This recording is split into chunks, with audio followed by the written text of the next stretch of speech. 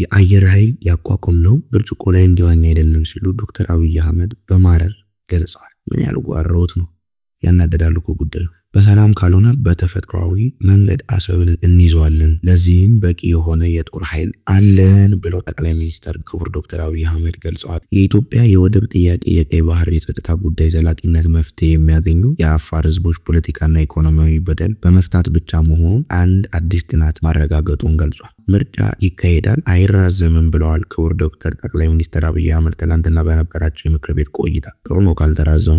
ዩናይትድ ኪንግደም ጥገኝነት ጥያቄዎችን በወታደራዊ ካምፖች ልታቆይ እንደምትችል ገለጸች። ያው እንግዲህ የሚያክል ሀገር ጥረት እንዴት ይኖረዋል? የሱ በጣም ከባድ ነው። ያሳዝናል። እንደው ጉረኛ ብለን አልፈናታል። በኬንያ በደረሰው የአውሮፕላን አደጋ የ11 ሰዎች ህይወት አለፈ። የአማዞን ከሰው ሰራሽ አስተውሎት ጋር በተያያዘ 14000 የኮርፖሬሽን ሰራተኞችን ልቀንስ ነው። አይኤአይ የማያመጣብን ጉዳይ ኢትዮጵያ እንዳይገባ እንጂ በዚህ አይነት አካሄድ ከሆነ ህዝቡን እንዳለ ሊጨርሱት ነው ማለት። እንደምን ሰነበታችሁ አድማጭና ተመልካቾቻችን፣ ሁሉ ነገር አሪፍ እንደሆነላችሁ እንደተመቻችሁ ብለን እናስባለን።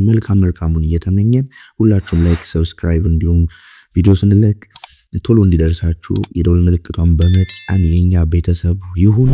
እናም ፈጣንና እውነተኛ ዜና ያገኛሉ። ፈጣን ዜና ለእውነተኛ ዜና ምርጫ።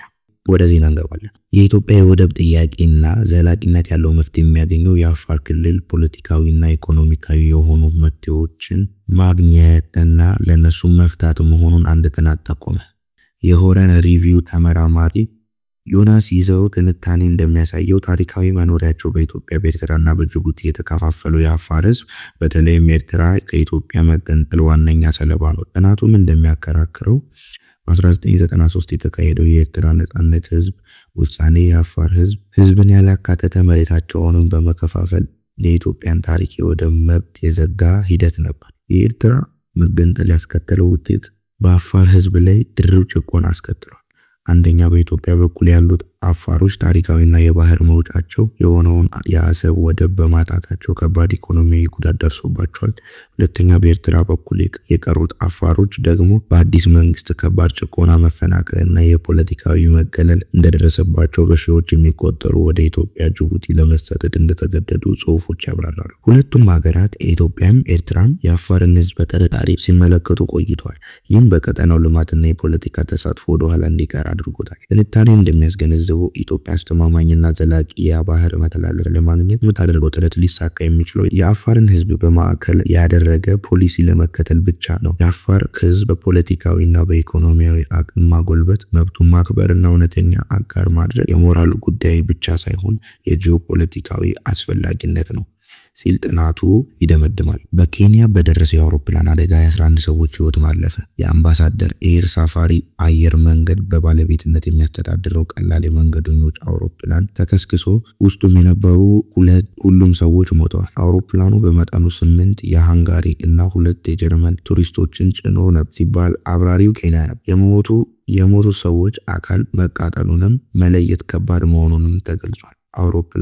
አውሮፕላኑ ከዲያኒ ወደ ሰማይ ማራ ብሔራዊ ፓርክ ሲበር እንደነበር ሲገለጽ ስለ አደጋው መንስኤ የተባለ ነገር የለም በሚባልበት ጊዜ ዝርዝር መረጃ ከኛ ያገኛሉ። ሰብስክራይብ እና ላይክ ያሉ። በሌላ ዜና ጠቅላይ ሚኒስትር ዶክተር አብይ አህመድ ምርጫው እንደማይራዘምና ምርጫው እንደሚካሄድ አስታውቀዋል። እንኳን አሁን በባለፈው ምርጫ እየተዋጋን ምርጫ አካሂደናል። አሁን ላይ ምርጫ ላለማካሄድ የሚያግደን ነገር የለም ብለዋል። በዘንድሮ ምርጫ መወዳደር የሚፈልጉ አካላት ሳይረፍድ እንዲዘጋጁ ጥሪ አቅርበዋል። ሌላው ካዝናናኝና ጉረኛ ካስባለኝ ዜናዎቹ መካከል አንዱ ጋር ነግባ ግን በመጀመሪያ ላይ ቀረው ዩናይትድ ኪንግደም ጥገኝነት ጥያቄዎችን በወታደራዊ ካምፖች ልታቆይ እንደምትችል ተገለጸ።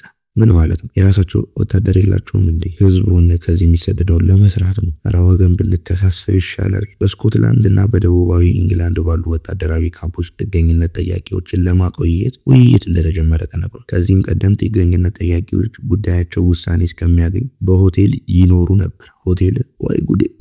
ጠቅላይ ሚኒስትር ሰር ኪር ስታርመር የሀገር ውስጥ ጉዳይና የመከላከያ ሚኒስቴር አመራሮች ወታደራዊ ካምፖች በአፋጣኝ ለጥገኝነት ጥያቄዎች ማቆያ እንዲዘጋጁ ትዕዛዝ ማስተላለፋቸውን ተዘግቧል። ጥገኝነት ጥያቄዎችን በሆቴል ማቆየት በቢሊዮን ፓውንድ የሚቆጠር ገንዘብ ስለማስወጣት አሰራሩን ለማስቀየር የዩኬ መንግስት ወሰነ።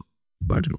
ላይክ አላረክም እንዴ? አራቶሎ ሰብስክራይብ አድርግ፣ ደወል ምልክቱን ተጫን። በሌላ ዜና አማዞን ከሰው ሰራሽ አስተውሎት ጋር በተያያዘ 14000 የኮርፖሬሽን ሰራተኞችን ሊቅ AI የማያመጣው ወደ የለም። አብዛኛውን ስራ ይዞታል። ሰውም መብላት አልቻለም። ታየኝ እኮ ከ3-4 ዓመት በኋላ አንድ የሚበላ ሰው ራሱም ሊኖር የሚችል አይመስለኝ። በጣም ብዙ ነገሮችን AI እንደሚሸፍን ይገመታል። ስለዚህ ሰዎች ነቃ ብላችሁ AI ሊሰሩ ማይችሉትን ነገሮች ያዘያዛሉ። የአማዞን ዋና ስራ አስፈጻሚ ኢንዲቼስ በአሁኑ ወቅት አማዞን ከ1000 በላይ የጄኔሬተር AI አገልግሎትና መተግበሪያ እንዳሉት ገልጸው ይህም ከሚያስቡት አንፃር በጣም ጥቂት እንደሆነ አንስተዋል። ጥቂት ነው፣ ህዝቡን አባሩታ። አማዞን ከሰው ሰራሽ አስተውሎት ጋር በተያያዘ ከፍተኛ የሥራ ቅነሳ ያደርጋል ሲባል ተቋሙ በዛው ልክ ቴክኖሎጂ ላይ ከፍተኛ ገንዘብ የማውጣት እቅድ ይዟል። አማዞን ረተው በኖርዘርን ካሮላይንም የሰው ሰራሽ አስተውሎት መሰረት ልማቱን ለማጠናከር $10 ቢሊዮን ኢንቨስትመንት እንደሚያደርግ ገልጿል። ከባድ ነው። አማዞን የሥራ ቅነሳ ቢሮክራሲን እንደሚቀንስ እንደዚሁም ሀብት አሁን ያለውንና የሚመጣውን ደንበኛ ታሳቢ ባደረገ መልኩ በተገቢ ሁኔታ ኢንቨስት ለማድረግ ይረዳዋል ብለዋል። በሥራ ቅነሳ የሚካተቱ ሰዎች በዛው በአማዞን አዲስ የሥራ ዘርፍ እንዲፈልጉ 90 ቀናት እንደሚሰጣቸው ተገልጿል። አባረው ሌላ ስራ ፈልጉ። ይሄ በጣም ገራሚ ነው። ያላገኙት ግን ጥቅምና ካሳ ተሰጥቷቸው እንደሚሰናበቱ አማዞን ገልጿል። አማዞን በአጠቃላይ 350,000 የኮርፖሬት ሰራተኞች ያሉት ሲሆን የዛሬው ቅነሳ 4% ያህል ሰራተኛ ያካተተ ነው። ከሰው ሰራሽ አስተውሎት በማደግ ጋር በተያያዘ በርካታ ድርጅቶች ተመሳሳይ እርምጃ እየወሰዱ ይገኛል። ከባድ ነው። ሰዎች ነቃ ማለት አለብን። ገባችሁ? AI በለጠን፣ ከሰው ፍጥረት በለጠ። ያሳዝናል። በመጨረሻ ከ5 ዓመት በፊት ባህር ኃይል ያቋቋመው በብርጭቆ ውስጥ እንዲዋኙ አይደሉም ማለት ረዳጆን እኮ ነው። ለቻይና፣ ለአሜሪካ፣ ለራሺያ ከኤርትራ ጋር እንዲያሸማግሉን ጥሪ ያቀርበናል። ጉዳዩ በሽምግልና በሰላማዊ መንገድ የማይፈታ ከሆነ አሰብን በተፈጥሯዊ መንገድ እንዳጣነው በተፈጥሯዊ መንገድ መመለሱ አይቀሬ ነው ብለዋል። አሰብን ለመመለስ ሌላ 30 ዓመት የምንጠብቅ አይመስለኝም ብለዋል። አሰብ ያለ ህግና ካቢኔ ውሳኔ ነው የሄደው። ከኤርትራ ጋር ወደ ውጊያ መግባት አንፈልግም፣ ከገባን ግን ውጤቱ ይታወቃል፣ አስተማማኝ ኃይል አለን ሲሉ ተኩራርተው ተናግረዋል። የሳይ ተማማኝ ኃይል አለ ቻዳ አይደለም።